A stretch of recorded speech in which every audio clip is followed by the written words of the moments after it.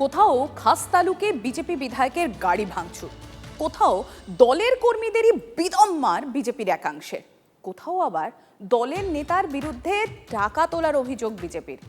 মন্তেশ্বর থেকে বসিরহাট বা নাটাবাড়ি, বিজেপির গোলমালে উঠছে গোষ্ঠীদ্বন্দ্বের তত্ত্ব।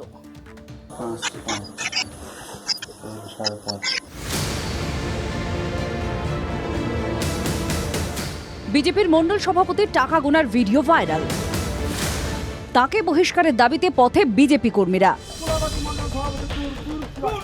ঘটনাস্থল কোচবিহারের নাটাবাড়ি। বিক্ষোভকারীদের অভিযোগ, মণ্ডল সভাপতি দীর্ঘদিন ধরে প্রচুর কাটমানি তুলেছেন, বহু দুর্নীতির সঙ্গে যুক্ত। চাকরি দেওয়ার নাম করে টাকা তুলে সেই টাকা গুনছিলেন তিনি। কোচবিহারের মতো পূর্ব বর্ধমানেও দলীয় বিধায়ককে নিয়ে বিজেপিতে গোলমাল।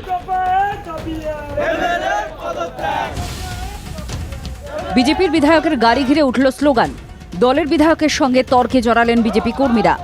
বিজেপির একাংশের বিক্ষোভে রবিবার রাতে উত্তপ্ত হয়ে ওঠে পূর্ব বর্ধমানের মন্তেশ্বর। দলের বিধায়ক মত্ত অবস্থায় আছেন কিনা তা নিয়েও প্রশ্ন তোলেন বিজেপির কেউ কেউ।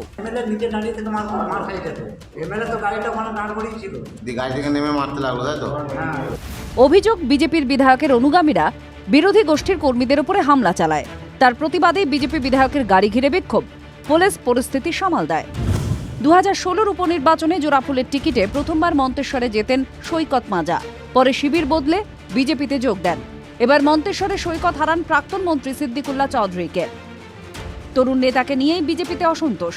এই নিয়ে যোগাযোগ করা হলেও বিজেপি বিধায়কের প্রতিক্রিয়া পাওয়া যায়নি। থানায় অভিযোগ জানাতে গেলে তখন এমএলএ আমাদের বাধা দেয় এবং এমএলএ নিজে মদ্য অবস্থায় এসে বাধা দেওয়ার চেষ্টা করে। সেই জন্য আমাদের কর্মীরা এমএলএ গাড়িকে ঘিরে ধরে জবাব চায়।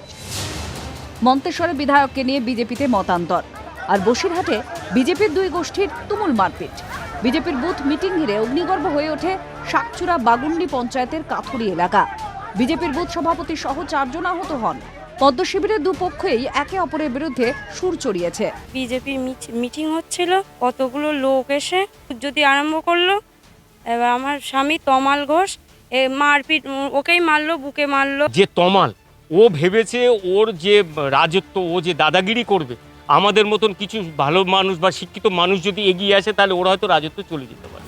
মিটিংয়ে বিজেপির এক পক্ষকে না ডাকায় বিবাদ, সুযোগ বুঝে তৃণমূল গলা চড়িয়েছে। বিজেপি ক্ষমতায় আসার পর 6 মাসও এখনো হয়নি, তার ভিতরে আমরা দেখতে পেয়েছি বড় নেতা ছোট নেতা তাদের ভিতরে মিল নেই। কোথাও বিধায়ককে নিয়ে গন্ডগোল, কোথাও নতুন নেতারা আমল দিচ্ছেন না পুরনোদের। বিজেপির বিবাদ নানা প্রান্তে। Bureau report, TV9 Bangla.